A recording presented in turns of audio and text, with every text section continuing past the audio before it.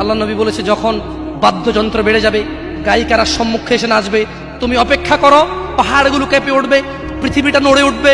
জালজালা ইযা যুলজিলাতিল আরদু জিলজালাহা, যখন পৃথিবী প্রবল কম্পনে প্রকম্পিত হবে।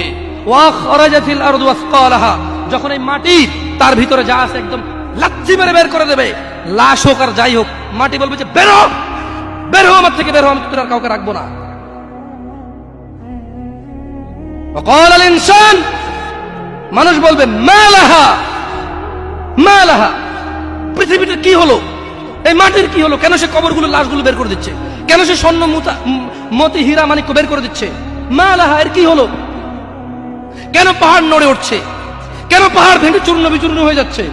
মানুষ বলবে মা লাহা, পৃথিবীর কি হলো, বিআন্না রাব্বাকা আওহালাহা, পৃথিবী এটা করবে, বিআন্না রাব্বাক, কারণ তোমার প্রতিপালক আওহালাহা, পৃথিবীকে আদেশ করেছে।